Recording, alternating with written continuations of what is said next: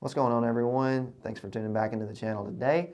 Today I'm going to make a video on the Mount of Transfiguration, not diving into everything. This will be a quick video, just kind of talking about some of the high points. Make sure you like and subscribe to the channel down below.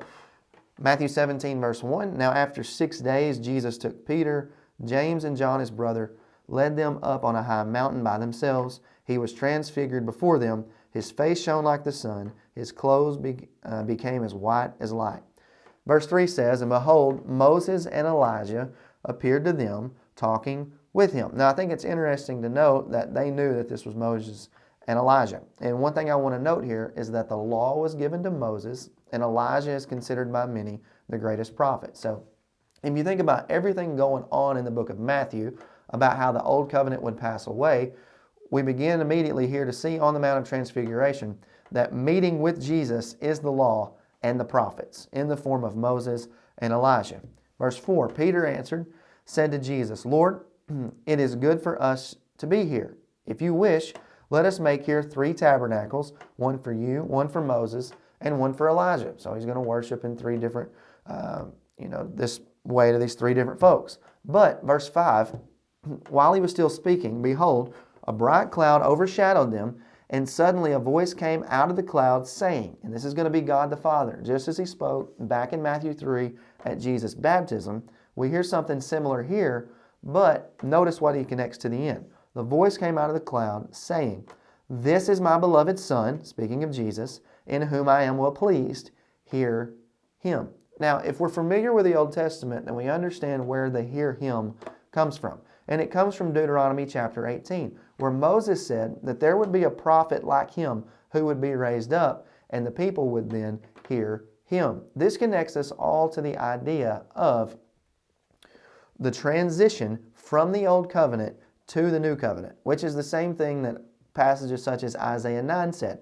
When the Messiah came, he would be the Prince of Peace. Of the increase of his government and peace, there would be no end. The government would be upon his shoulders. That's the same thing that Genesis 49:10 talks about whenever it talks about the scepter departing from Judah once Shiloh came, the one whose right to rule it is. 49:10, Shiloh would be Jesus. So once Jesus came, the obedience then would be to him, and it would be taken away from the Old Covenant cultus. A couple chapters later in Matthew 21, when Jesus gives the parable of the wicked vine dressers, he says the exact same thing. The kingdom was taken away from them, their vineyard was destroyed, and it was given to those who were bearing his fruit. That's the same thing that Daniel 7 talks about, when the kingdom was given to the saints of the Most High, who would possess it forever and ever, even forever. And Revelation chapter 11 speaks of the same thing in verses 15 to 19, when it says, The kingdoms of this world have become the kingdom of our God and of his Christ. So we're talking about this transition here on the Mount of Transfiguration. This is my beloved Son in whom I am well pleased. Hear him. That screams Deuteronomy chapter 18. Verse 6, When the disciples heard it, they fell on their faces and were greatly afraid. But Jesus came and touched them and said, Arise and do not be afraid. When they had lifted up their eyes, they saw no one but Jesus only. Think about this. You're on this mountain. Christ is in his glory. Moses and Elijah are there. The law and the prophets. So the old covenant's with the new covenant. They're there at the same time. They close their eyes. The old covenant's vanished away, and nothing remains but Christ Jesus and the new covenant. Is there a lot more in Matthew 17 in the Mount of Transfiguration passage that we could discuss? Yep, but I'll leave it there for now, just to kind of give you some of those thoughts about exactly what was going on the Mount of the Transfiguration, to prove to these guys that the old covenant would vanish, yet Christ would remain.